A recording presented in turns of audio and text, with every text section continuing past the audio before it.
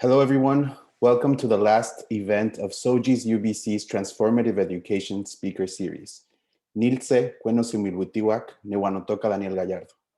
The SOGI UBC team would like to acknowledge that UBC Vancouver Point Gray is situated in the unceded territory of the Musqueam Nation, and UBC Okanagan is situated in the unceded territory of the Syilx Peoples. I'm calling in from the traditional, ancestral, unceded, and occupied territories of the Musqueam, Squamish, Stolo, and Tsleil-Waututh nations. Through this acknowledgement, we are reminded as settlers, uninvited visitors, or welcome guests of our shared responsibility to give reverence to the land we live, learn, work, and play, and to build respectful and reciprocal relationships with its original stewards. If you're unfamiliar to whose Indigenous territories you are calling in from, we invite you to check out the map created by Native Land with the help of many Indigenous communities. The link on the map will be provided in the chat shortly. Nimitz Tlazokamati. It is now my pleasure to introduce Dr. Mary Bryson. Dr. Bryson is the Senior Associate Dean, Administration, Faculty Affairs, and Innovations, and they are a professor in the Department of Language and Literacy Education in the Faculty of Education. Please join me to welcome Dr. Bryson. Thank you. It's my pleasure to welcome you today to the Faculty of Education's Transformative Education Speaker Series at the University of British Columbia. The Transformative Education Speaker Series is organized primarily by SOGI UBC and funded by the Jane Rule Initiative at UBC, established by Dr. Robert Quartermain. SOGI UBC aims to provide leadership toward the design of intersectionally inclusive education in the area of human rights and minority gender and sexuality. SOGI UBC is particularly focused on the design of SOGI inclusive education for teacher candidates in the UBC Faculty of Education who will, in turn, educate students in the K-12 system. The program aims to advance the leading edge of gender and sexuality education by supporting teacher education and K-12 schools to engage intersectionally with sexual and gender minority experience, history, community knowledge, and cultural production. In doing so, we aim explicitly to infuse anti-racist and decolonizing approaches to education. The global intensification of hate-based right-wing aggression, white supremacy, and domestic terrorism reminds us just how crucial is transformative education. Non-normative genders remain as one of the most obvious and historically persistent targets of systemic oppression, with an intensification of harms located at the intersections of minority gender, race, and social class. Cisgender normativity and related practices of institutional and informational erasure, and of failure to provide care, and of the imposition of non-standard care, together constitute a sociocultural carcinogen that is, like plastics, asbestos, or cigarette smoke, deadly in its impact on population-based incidence of chronic health problems, reduced lifespan, and mortality rates. It is likewise the case that the impact of cisgender norms violently force trans and other non-normatively gendered bodies into systems linked with various forms of trauma, discrimination, and disrespect, as well as fabulous forms of art, performativity, and culture born out of extraordinary kinds of resistance. To address histories of harm against gender non-normativity, harms that persist into the present, San Fransisco created the Compton's Transgender Cultural District, named after the historic Compton's Cafeteria riot, the first documented uprising of transgender and queer people in the U.S. against police harassment and abuse. How can we mobilize this kind of human rights intervention beyond a 6-block area in the Tenderloin? How can we be assured that every school every university, every workplace, hospital, library is a transgender cultural district.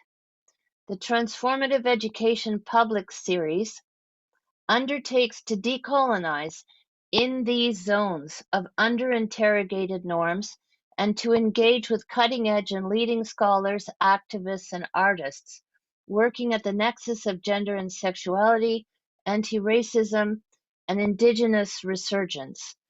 To introduce today's speakers, Dr. Harper Keenan, the Robert Quartermain Professor of Gender and Sexuality Research in Education. Many thanks for that powerful introduction, Dr. Bryson. I'm delighted to welcome you all to the 5th and final event in our Transformative Education Speaker Series this year. And before I formally introduce the panel today, I want to thank each of you in attendance for doing whatever you needed to do to be present with us this afternoon or evening, depending where you are.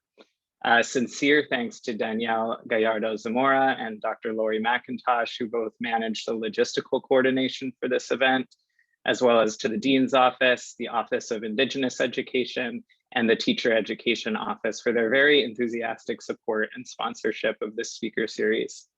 I also thank Steve Mulligan, our SOGI educator, our web developer, Pietika McMahon, our social media coordinator, Vivian Christensen, and our ASL interpreter, Kirsten Hageman. So, in addition to my own admiration for drag as an art form, today's event is inspired by the work I've done over the last almost 3 years with Lil Miss Hot Mess to theorize what and how drag artists teach the public about gender and queer culture, and what kids and teachers might learn from drag as a form of public pedagogy. Our co-authored article, Drag Pedagogy, the Playful Practice of Queer Imagination in Early Childhood, which may be the first education journal article with a drag queen listed as a co-author, was recently published in Curriculum Inquiry. In the article, we draw from Lil Miss Hot Mess's work with Drag Queen Story Hour, which you'll hear more about today, to articulate 5 interrelated elements of the program that offer early childhood educators, and maybe educators writ large, a way into a sense of queer imagination, play as queer praxis, aesthetic transformation, strategic defiance, camp as a way of destigmatizing shame, and embodied kinship. Thanks to the support of the UBC Open Access Fund, this article is now publicly available. So we'll message the link out right now in the webinar, and we'll also send a link out to all the registrants of the event after the event is over. Okay, on to introducing tonight's panel. The structure tonight is going to be a little bit different from the others in the series. So if you come to our other events, this will be a bit different. Rather than a lecture, this is going to be a panel discussion with me taking on the delightful challenge of moderating a group of wonderfully unruly drag performers. So wish me luck with that. I'll introduce each panelist one at a time, and then we'll show a video that gives you a window into their work in the world of drag. Each of them brings something very unique and different. And then we're going to open it up to a panel discussion using a series of questions that we've arrived at together in advance. So unlike Drag Race, everyone wins here. And I think we can go ahead and get started. So I'll introduce each queen, and then we'll show a video about their work. First is Lil Miss Hot Mess. Lil Miss Hot Mess is a board member of Drag Queen Story Hour and is the author of the children's book, The Hips on the Drag Queen Go Swish, Swish, Swish, which was published by Running Press Kids this year and was also recently featured on The Ellen Show, I might add. She helped lead the #MyNameIs campaign against Facebook's so-called real names policy, and has performed at venues from San Francisco's legendary worker-owned bar, The Stud, to Stanford University, SF MoMA, and Saturday Night Live. Her writing has been published in Curriculum Inquiry, Studies in Gender and Sexuality, The Guardian, Wired, and Salon.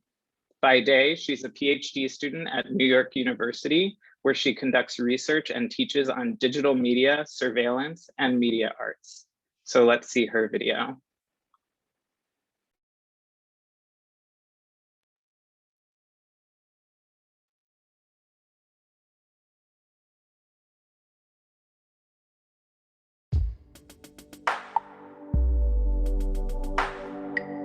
I love being creative. I love exploring with makeup, hair, all this.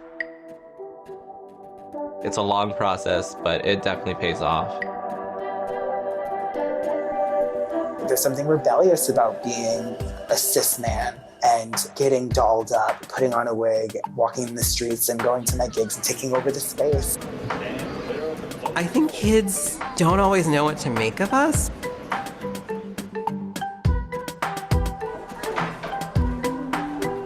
Things like gender are like the last thing on their mind. They look like mermaids and queens. Are we done yet? Hi, I'm Miss B. I am the drag queen for Drag Queen Story Hour this hour. Welcome! When I first heard about it, I was just like, where can I sign up? And I was part of the first few girls who started Drag Queen Story Hour in New York City. So when I put on my wig on my dress, like, I'm ready to go save the world. How many of you want to be a mermaid when you grow up? For me, I think Drag Queen Story Hour is just such a natural fit. It's like one of those ideas that's just so good that I'm shocked that no one had thought of it sooner. So what do you think a drag queen is? A queen of dragons. We really are. We entertain, we lip sync, we are funny. We're like clowns, but prettier. And I get to hang out with people like you. Isn't that awesome?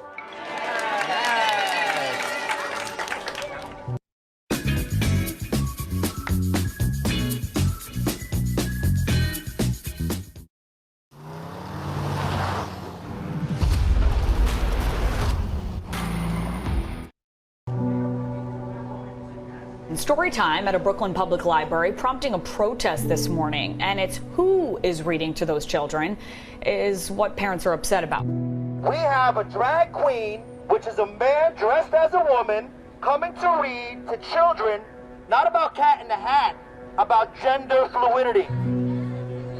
I like to invite them in to see, before they judge a Drag Queen Story Hour. I love my wet shoes. I think there's just something about us being larger than life, and that's really what they react to. You get a lot of oohs, ahs, wows, and what's that? To kids, I think, you know, drag queens are princesses come to life or superheroes. One of the kids said, a drag queen is someone who dresses fabulous, fancy. And I was like, oh, you're correct. Kids, they're imaginative, they're all about play.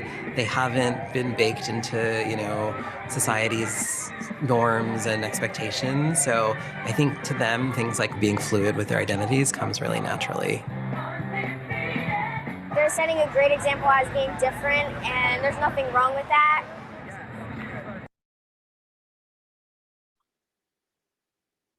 Wonderful, thank you. All right, so next we have Maiden China. Maiden China is an intersectional feminist drag performance artist who disrupts identity expectations and liberates audiences by inducing vulnerability. As a trans, non-binary performer, their drag explores the concept of the hyphen, liminal states of embodied being, and incorporates elements of classical Chinese opera, queer theory, resistance politics, poetry, and intimate contact performance art. They perform regularly as a member of the House of Rice, an all-Asian drag family in Vancouver, as well as with the Darlings, a non-binary drag performance collective.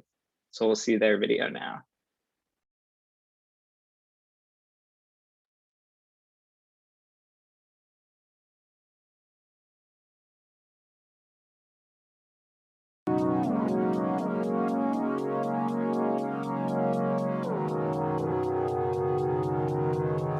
The last spike was not driven by a white man, neither was the first, but beginnings are feeble and concede to the misery of the middle when the camera that punctuates the end shudders in the hands of a white man, and the track becomes a hyphen, where my hands are bound, my feet are bound, my mouth is gagged, my eyes are blind, and the first train, conducted by a white man, rages on the tracks.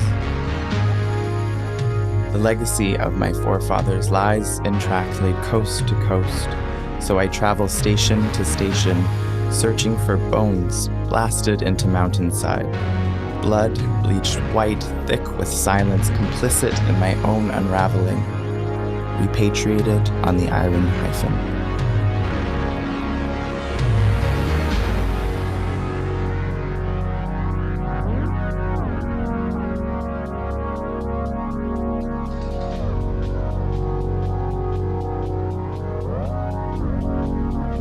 My name is Kendall Yan, also known as Maiden China.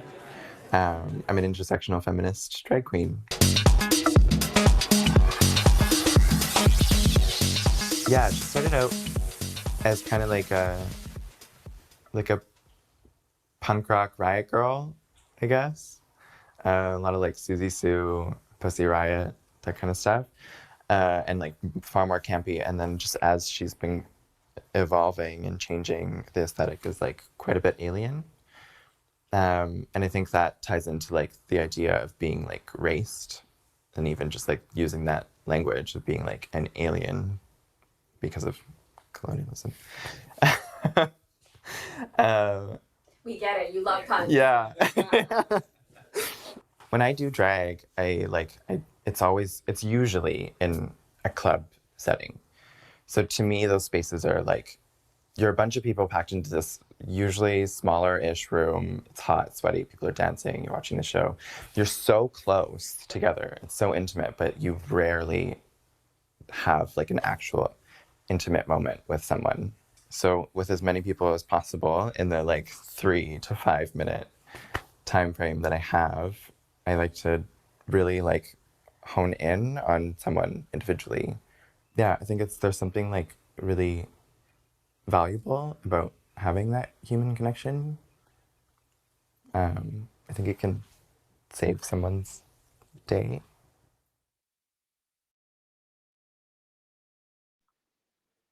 Thank you. All right, next up is Grace Towers. Grace Towers is a San Francisco-based artist. For the last 8 short but fabulous years in San Francisco, she has made a deep impact on the life of the city by carving out queer spaces and nurturing the queerdos who frequent them.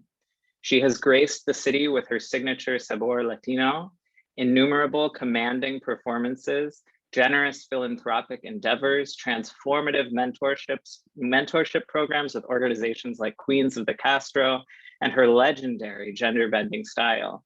Through her unwavering commitment to community, she encourages self-acceptance, creative expression, body positivity, and the use of drag as a portal for connection, all with effortless grace, style, and poise. Here's her video.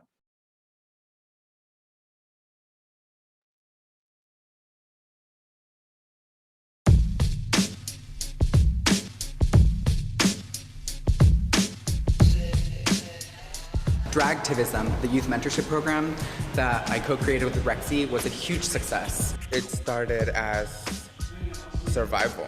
It just started as having to survive from a very young age. Now I've survived. Now let me help others be as fruitful as I am. We need mentorship in activism, and we need activism in drag, and we need drag and all these different things. So like, it just seemed like the universe was saying no. Do it. I really wanted to experience like the makeup artist and like how to do it better, and it's so good to be able to learn how to do your eyebrows and the highlights and stuff on your face, and it's really fun to do. We got to see the individuality of these individuals, the uniqueness of their character, the struggles of their lives, the praises that they all give themselves within like the groups that they develop. I absolutely loved getting to talk to like my mentor and like get to understand not only like good face things, but like just getting to talk to them about like their experience and my experience. Being queer isn't always great, but it's great because we got that community. So when I first came to SF, I was housing insecure. I just kind of wanted to find like an LGBT space where you didn't have to drink in order to hang out. Our participants were able to be guided through using drag to battle your own fears, to really tackle different traumatic and negative experiences and use it to uplift yourself. So for me, drag is not only a huge expression of who I am, it's also how to access my own internal landscape, how to do healing, how to even understand myself and understand the world, but also a way of like showcasing the humanity in a different way, right? We are told that to be human is to exist in this very particular ways, right? Mostly like cis heteronormativity and like the binary. And I think what drag does is just like erases all of that and opens up a space for you to decide if you want to be a flying butterfly with high heels and run away with that. And that is what human is. It ignited something in me. I'm just like, okay, next year, bigger, better, more days, more wigs, more costumes, bigger production. It feels correct.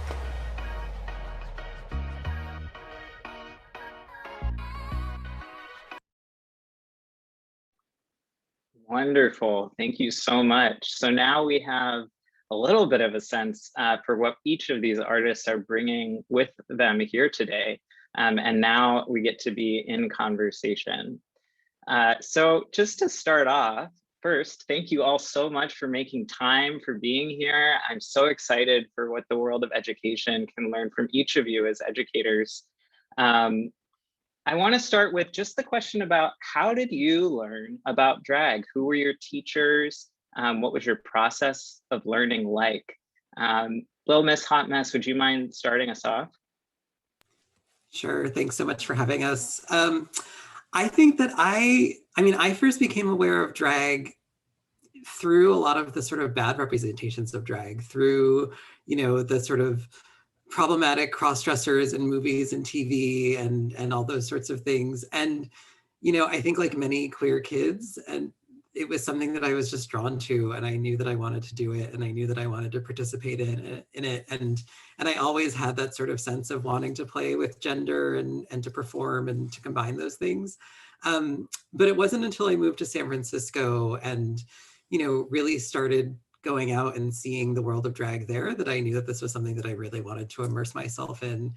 And at the end of the day, it was really just about asking. It was about talking to people, trying things out, and, taking a little bit of a risk and being willing to ask to be put in a show and see what happens and take the critiques and try to do better the next time. So that's kind of really how I learned my drag. A lot of people have drag families, and I eventually was adopted by a drag mother, but I wasn't put in face by someone else the first time. I sort of muddled through with my own drugstore makeup and, have had a little bit of a glam up since then, but maybe just a little one. Great. Thanks so much. Grace, what about you? Hi, everyone. Thanks for being here. My journey really started with the evolution of my performance background with theater and dance. I really started leaning into finding a voice as a queer person and finding community and chosen family, as we like to say, within the queer community. And that allowed me to come into contact with my drag mother, which I think Lil Miss Hot Mess spoke a little bit about. And that's beautiful chosen families that we create, sometimes out of need because we're either ostracized or rejected by family, blood family. And that was actually the case for me. And my chosen family was also one of my drag mothers. Her name's La Vida Cruz. Amazing drag performer, Panamanian queen who lives in San Diego, taught me how to play with makeup and the power of transformation. And then I've combined those things with dance, movement, performance, theater, transformation, and has evolved from there. Great. Maiden China, do you want to speak to how you learned about drag, or should we go on? Sure. Yeah, I think pretty similar in some ways to Grace, in that like I have a background in acting, theater and film, and a little bit of dance and these kind of things. But it wasn't until, and like I had seen, poor representations of drag queens in media, and I think one time I saw a real live drag queen as a kid at like a street festival. But it wasn't until I met my drag mother, whose name is Shay Dior, an amazing Vietnamese performer, who was at a family dinner of mine. She was dating one of my friends. And yeah, we just like got to talking, and she from talking, she was like, I think you want to do drag. And I was just so absolutely terrified of that, of it in general. And I also didn't have a lot of friends in the queer community. I didn't have a lot of connection to the queer community. So through that, and eventually she just like one night was like, I'm gonna put you on, you know, in the lineup for this show that I'm doing. If you want to come, you show up. If you don't, that's fine. Nothing against you. And so I had like a panic attack for a week, and then and then went and did the show. And that was really like the start of my whole new queer life. I met so many people through drag. I've explored so much of myself through it as well. And I think, yeah, I thank her for it every day, because I would be a much sadder person without it. It's so great to hear you all talk a little bit about how you learned about drag, because I think it's worth highlighting that there's lots of teaching and learning practices already embedded within the culture of drag. We've kind of come up with an idea about drag pedagogy, but that is already happening in drag communities. So it's really just a matter of expanding outward into schools and other places where drag is somewhat unexpected, but the learning and teaching is already happening. So thanks for sharing that. I'm wondering if any of you would want to talk a little bit about what drag means to you, or sort of how you define it, and ways that that might be different from kind of mainstream definitions or ideas about drag. Would any of you like to start off with that?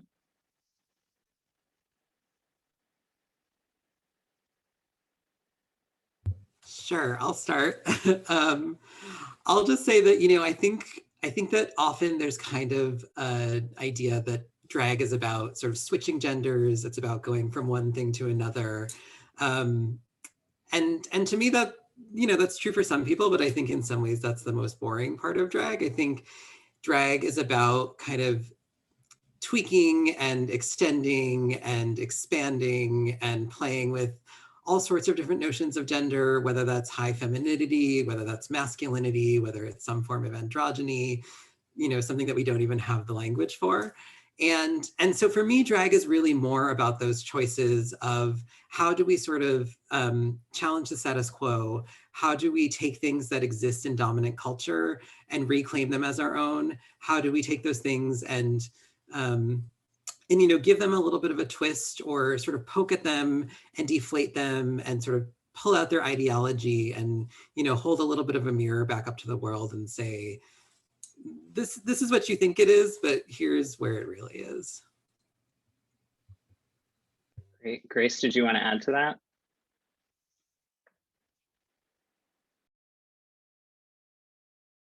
Oh, you're muted, I think. Thank you for that reminder. It happens every time.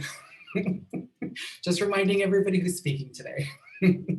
Also want to reflect that similarly to Lil Miss Hot Mess, yes and. For me, it's also been a tool of storytelling. It's also been a tool to creatively express ideas and envision new realities. It's been a tool of mentorship, as we've already spoken a little bit about. It has such a rich history within the LGBTQ community that it's also been a tool for me to intergenerationally create environments where there's an exchange happening as well. Maiden China, anything to add to that? Yeah, I think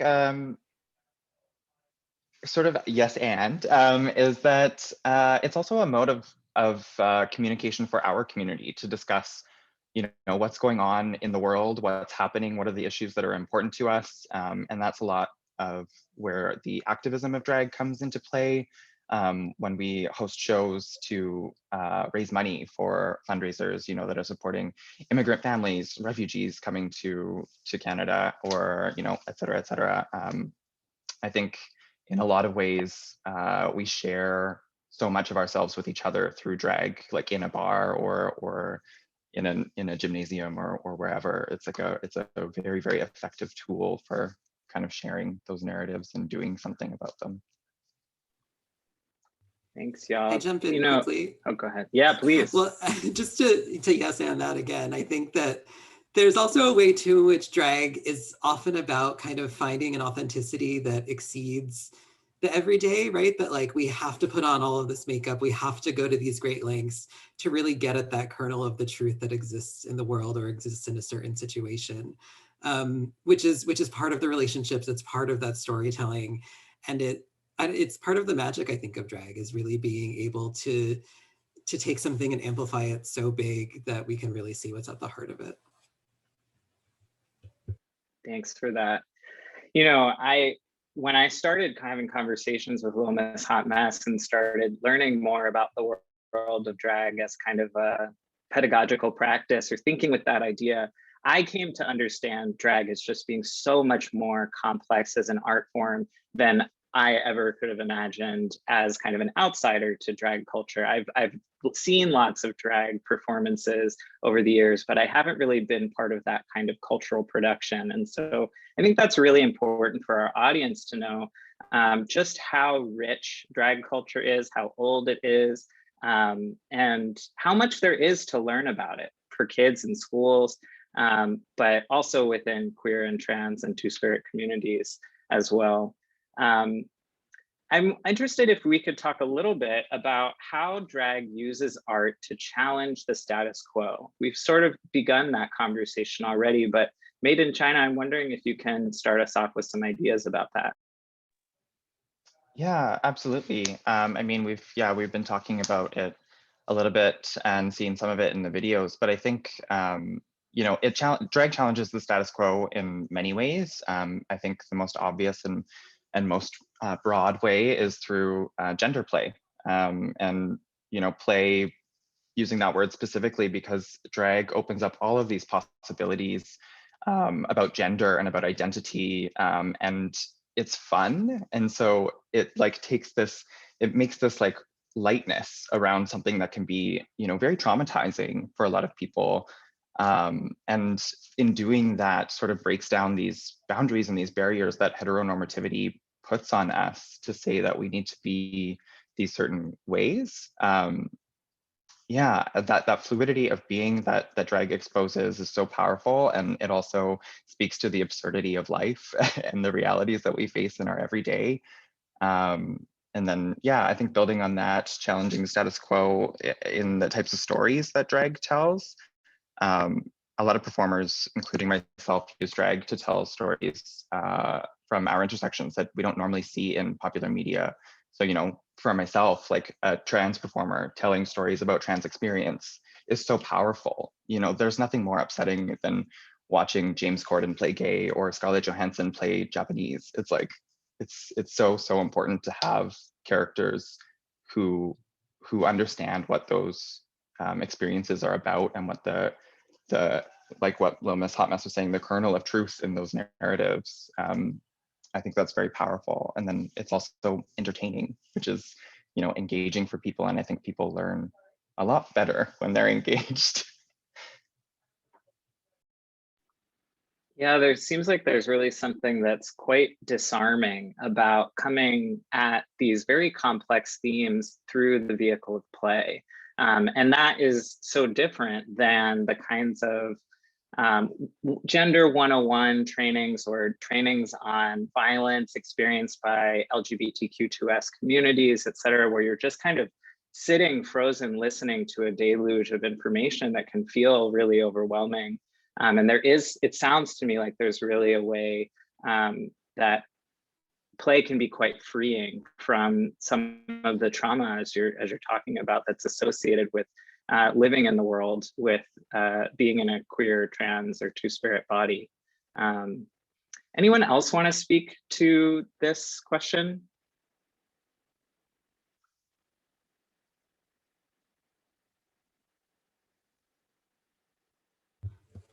I can speak a little bit about my experience as well. Also, I believe the quote for today's presentation is going to be "yes and," for me at least.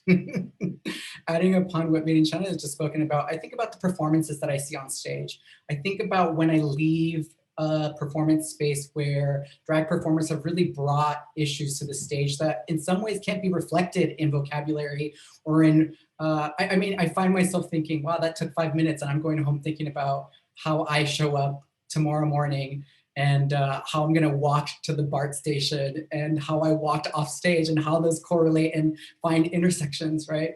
I also think about the gender play and how it spotlights this binary system that not everybody fits into, and how it creates an opportunity for people that are within this gamut, and the opportunity to explore that and how they present it in real life as well.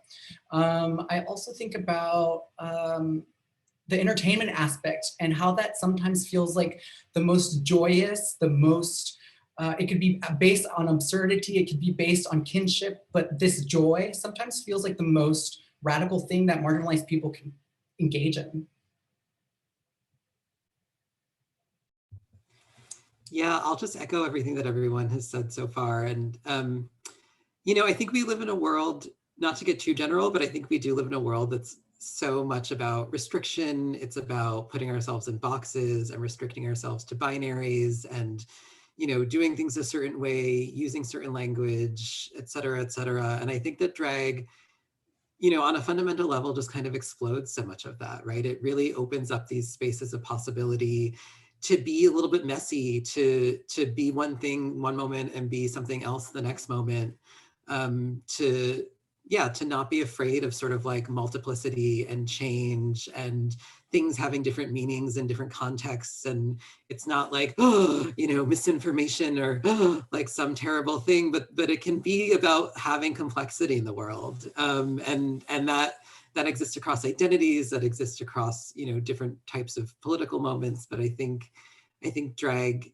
sort of fundamentally has that way of allowing us to just breathe a little bit, and like these other two have said, to laugh and to build relationships. And, you know, even on a basic level too, I think about some of the things that I've seen performed in clubs that probably aren't appropriate to share in a sort of public forum like this.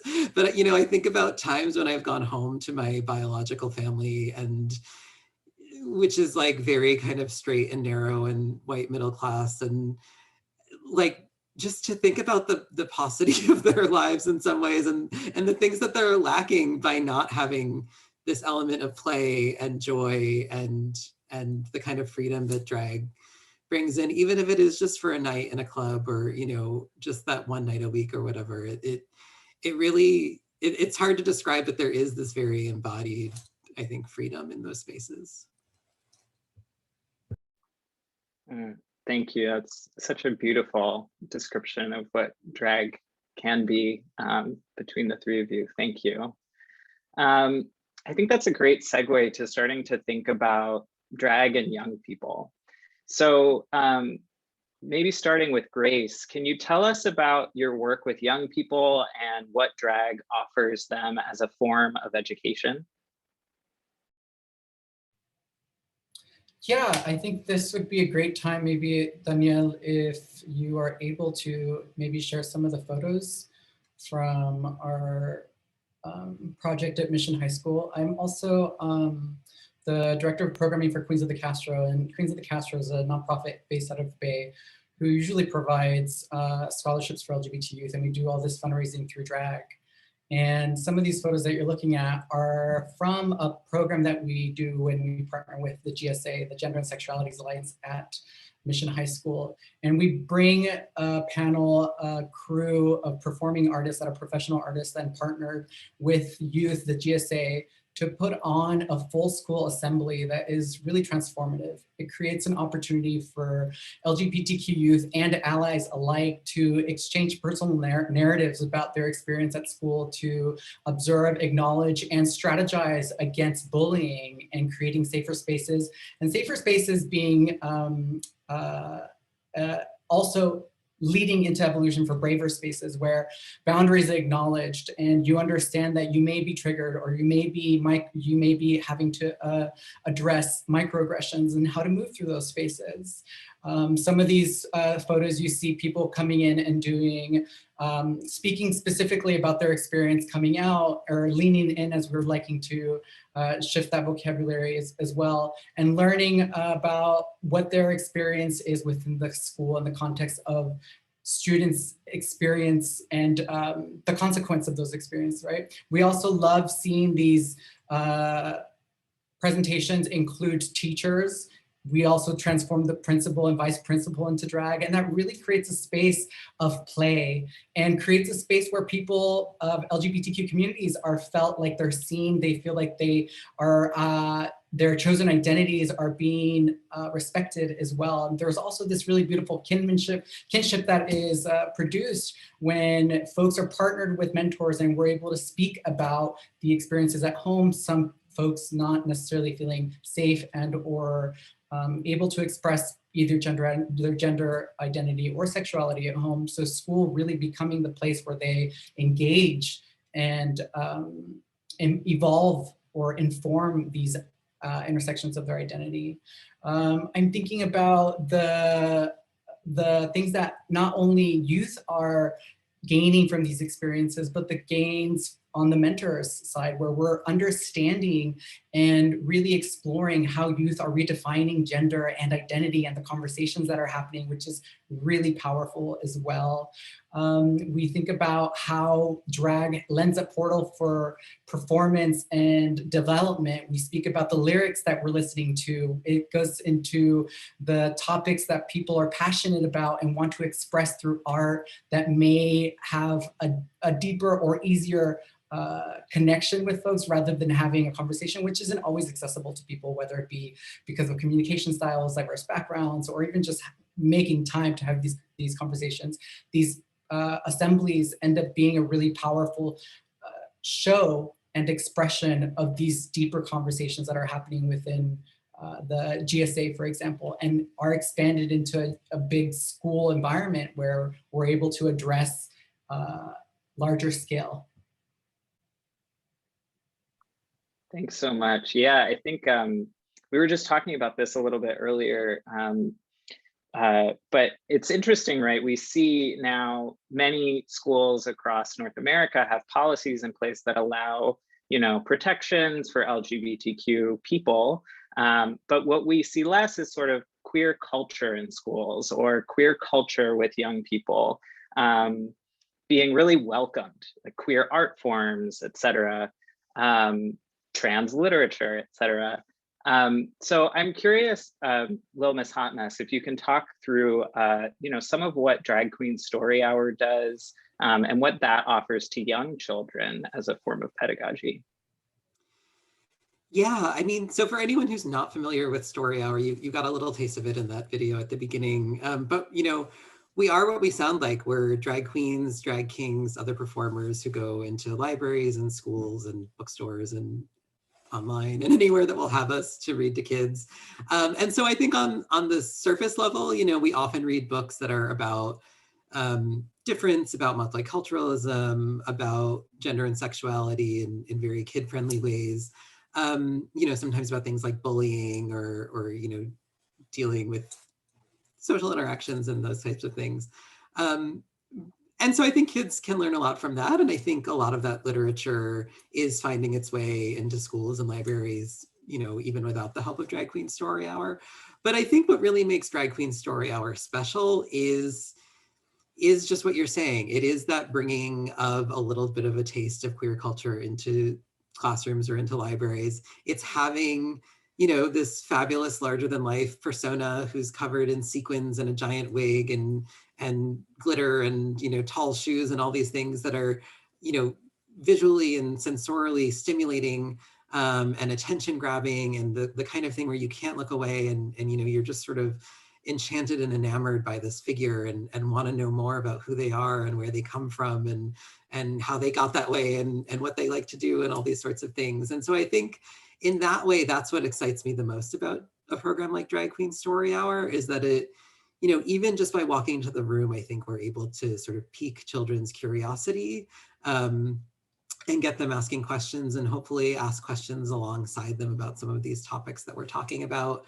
And to introduce elements of play, introduce ideas like, that to sort of disavow a sense of perfection or to be able to deal with some of these tough issues that Maiden China was talking about before, to sort of address questions of stigma through literature and through play and through camp and through humor in ways that teach kids that, some things are very serious, but some things are only serious because we allow them to be, right? And that there are ways that we can not only kind of change our attitudes towards them, but also change the way some of these things work in the world through, you know, raising our voices and engaging in collective forms of action. And so, you know, in the paper that you and I wrote, we've talked through and enumerated these things into a bunch of different categories that I won't get into now because I think they're kind of coming up organically through this conversation. But I will just stress that I think, you know, Drag Queen Story Hour, if it only accomplished that kind of very basic level of exposing kids to some kind of general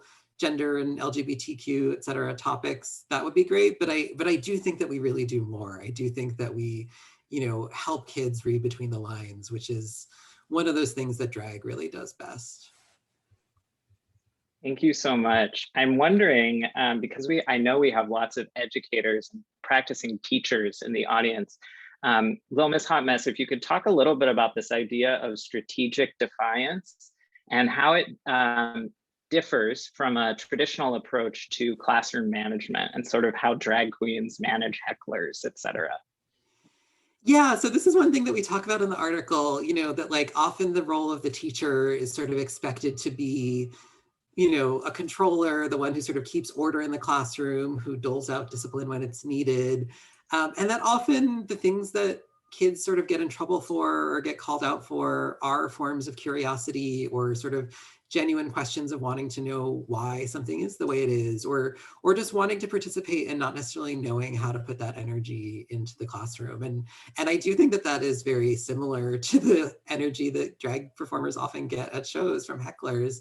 You know, Taylor Mack who's a kind of famous drag and cabaret artist, talks about how the best way when someone is trying to interrupt your flow or your narrative is to incorporate them back into that, right? To sort of bring them in, to engage them, and to not, you know, not let them totally derail you, but to find a way to incorporate them in and have them feel heard. And I think that that's something that teachers could really learn. You know, sometimes if a kid is being sassy, maybe that's sassing them back. Maybe that is, you know, responding to their question with another question, not in an antagonistic way, but in a way that, you know, lets them know that it's okay to ask those questions. And also maybe lets them know that it's okay to not always have the answers, or that, you know, we can actually sort of explore this together. And so I think that those are some ways, you know, I think also bringing in some of those touchy subjects, like, you know, we talk in the article about the book Everyone Poops by Taro Gomi as a way that sort of deals with things that might feel icky to kids, or might feel a little bit shameful in their moments of potty training, but can be ways of kind of taking that shame off of the individual and expanding that into the room a little bit. And similarly, you know, with my book and singing songs with kids, I love to get kids to, you know, swish their hips and shimmy their shoulders and do these things that are often derided as feminine, but that I think, you know, we can all learn sort of the pleasures of how they feel in our bodies. And maybe not everyone is going to swish down the sidewalk every time they go out for a walk, but knowing that's an option and knowing that it's okay, I think is one of the most important things that we can teach kids. Wonderful. Does anyone else want to add anything to what kind of practicing K-12 teachers might learn from drag and drag culture?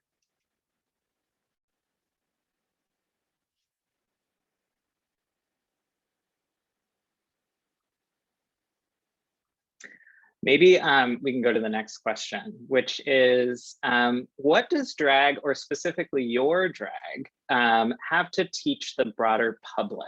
Thinking kind of about drag as this public pedagogy. Grace, could you talk a little bit about that? Yeah, I think, you know, this famous quote from a famous queen you may know, RuPaul says it, I think, clearly: you're born naked and the rest is drag. I think about, I wake up, what's the things that I'm gonna adorn my body with? What are the things that you wake up with, or wake up and think, oh, I'm gonna put this on, I'm gonna fix my hair in this way, or I'm going to use makeup to enhance my beautiful eyes, or I'm gonna wear this skirt because it makes me feel a certain way. It enhances my body in a certain motion. I love, it's all drag. And that's the way that I think I approach this, right? I think about this opportunity to invite others to explore via this vehicle of drag, right? I think of my drag granting permission for others to explore. I feel like I get this often from friends or even people that come to my shows thinking like, oh yeah, I didn't think that was a possibility. I love this notion of being a portal for an opportunity of exploration, giving people an option. Like this also can be an option for you. Great. Maiden China, can you talk a little bit about what the public can learn from your drag? Yeah, I mean, I think a lot of the drag that I do is concerned with my ethnicity and my cultural heritage. So a lot of times I think I'm bringing a big representation to a Chinese community and beyond that. But I think more importantly, being queer and exploring cultural traditions and heritage in a performative way, I think is has a lot to offer, because I didn't have many Asian role models in general, and I definitely didn't have any queer Asian role models. So I think that's a huge thing. And then on the other side, which I think is maybe a little bit more complex, is a lot of what I do is concerned with like an exaggerated vulnerability and this like unabashed display of what pain looks like and sounds like and feels like, and you know, being aware of this sort of like trauma porn kind of thing that can happen. I think on the other side, it's like a cathartic thing for not only me, but also for people to witness and see stories that are so openly honest about what those experiences are like. And I think that helps to destigmatize, you know, suffering, or conversations about emotionality and communicating your emotions, and how much power people can have in being vulnerable with each other and with themselves, with your audiences. I think a lot of times we're taught to shy away from being overly emotional, and I think that's a shame. So, yeah. Thank you. Anyone else want to speak to that? Yeah, I mean, I'll also just say that I also, in my sort of non-kid work, do a lot of political drag and try to get audiences to think about different situations, you know, from different vantage points or different contexts. And it is always so interesting to me that sometimes I think that I've done the most polemical, like hard-hitting number, and then someone will respond and be like, oh, I loved this aspect of it that's totally in left field, and, you know, or totally not the sort of point that I thought I was trying to make. And that for me is, I guess, also part of the fun too, is that like we can, as performers, try to sell something or try to convey a message as much as we want. And then there's always that active interpretation, or that dialogue that occurs between performers and audiences, that I think is also such an important part of the pedagogical process, you know, both in terms of what audiences are taking away, but also how we understand our own impacts sort of in the world, and how we're able to then refine our craft or our strategies for performing as well.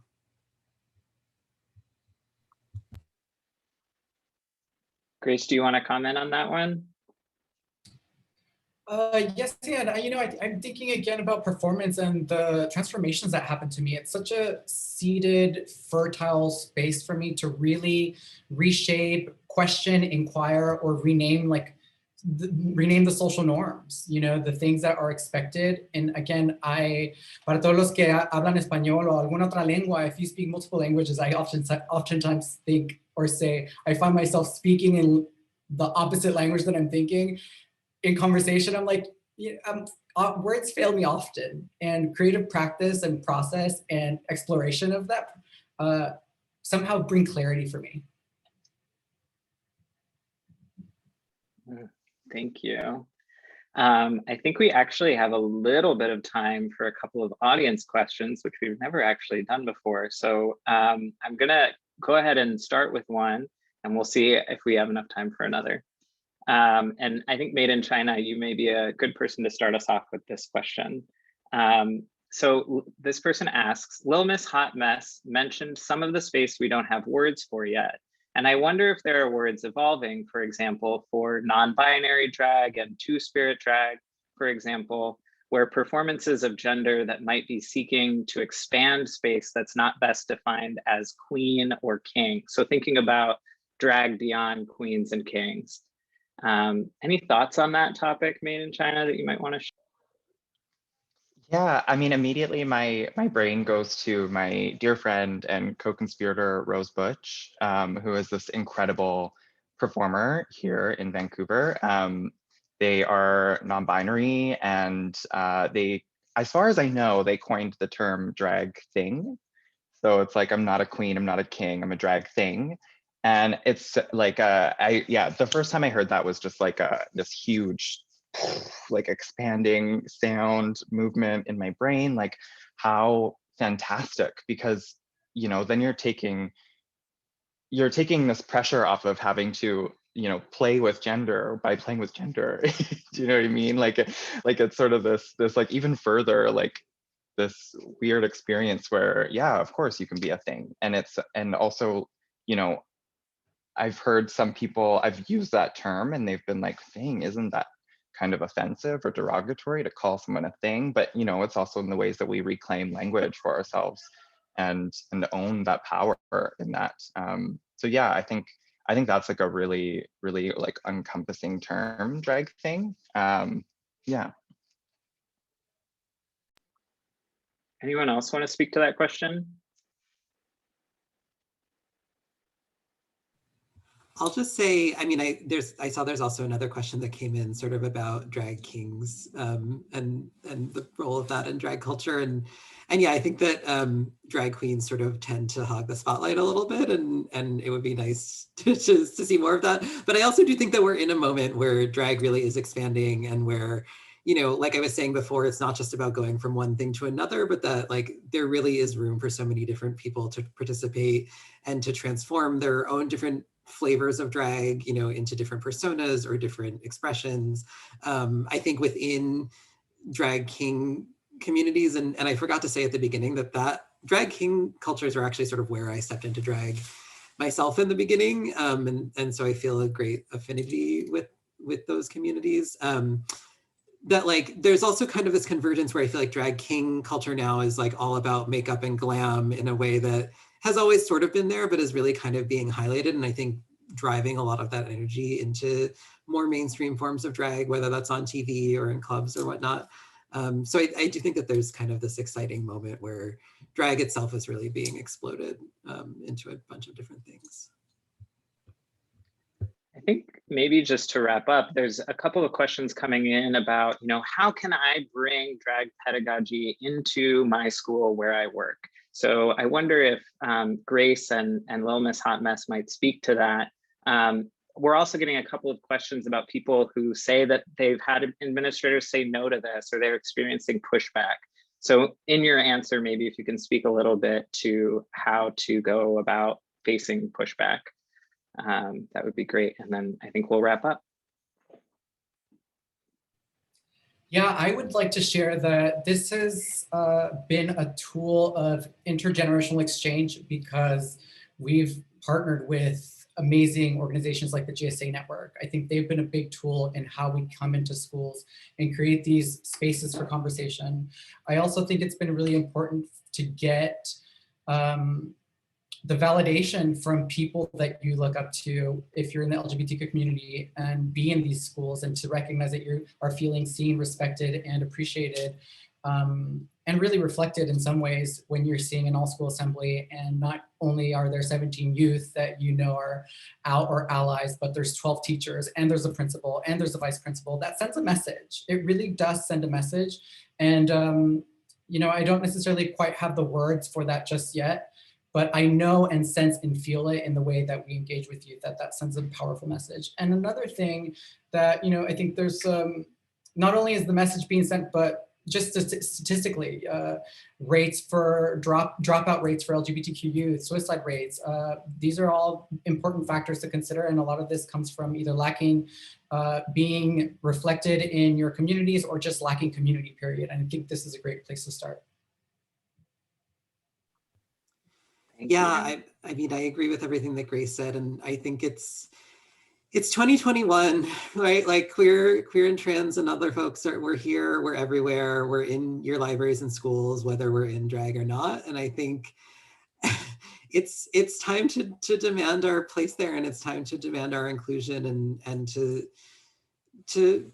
it sounds cheesy, but to celebrate our cultures and our experiences and to really be clear. I think that you know, kids and students have a right to learn about these aspects of the world around them and to engage them in ways that are age appropriate and that are really well thought out, like these programs. I mean, like we're here to fill the holes in your curriculum that you're not willing to admit are there. And so I think that you know, making that case to school administrators, showing, you know, from a drag queen story hour perspective, we can show you the list of schools and places that we've been and connect to other librarians and administrators and whatnot who have, you know, been able to talk about the value of the program. So hopefully that should never be an issue. I know it's a lot harder on the ground sometimes than it should feel like it is, but I think we need to persist, because I think, you know, we're in the right and we're doing important work. Thank you so much. And I just want to note that in the chat, we've posted a list of resources that links to a variety of community-based organizations that do drag in schools, like Queens of the Castro and Drag Queen Story Hour. So if you're interested in connecting with those community-based organizations, please check out those links and those resources. We'll also send them out with the recording of the event. Any final thoughts? I saw Grace and Maiden China both had hands up there before we finish up. Yeah, I would also just like to quickly share that there's organizations and programs that are finding interactive, engaging, and fun creative ways to stay engaged, even if it's not having the programming come to your school. For example, Queens of the Castro has just launched Drag Lab, which is a mentorship program for drag performers to interact with youth and speak about all the things that we've been speaking about, as well as give them tips on transformations. We've acquired sponsors to provide makeup kits that we're allowing workshops to be discussed upon. And there's a lot of this already happening. So if you want to check that out, you can also check out Queens of the Castro for that program. Amazing. I just wanted to say, on the note of being told no to bring any of these programs into your schools, just persist so hard, because I don't have as much experience working with youth as these two do, but I have done a few story hours or like performances in schools for kids. And the last one that I did, they told us that the principal didn't want it. They had said no multiple times and then finally agreed. And he came in and he watched a little bit of our presentation, and you know, he watched me do a ballad for these kids and watched their reaction afterwards, and he didn't stick around to say hi or anything, but he kind of like gave that nod to the teacher, like, this is okay. So, you know, even the toughest person who might not understand what we're doing can still be worked on, and those people can still learn, and they just need a chance to see what we're doing. I really appreciate that. Thank you so much to all three of you for being with us today. I feel so excited every time I'm in conversation with this group. Please follow these folks on social media. Their social medias handles are all on the list of resources. Stay connected to their great work, and we will stay in touch through our SOGI UBC communications with all of you. Thank you for being here today. Thank you. Thanks all. Thank you.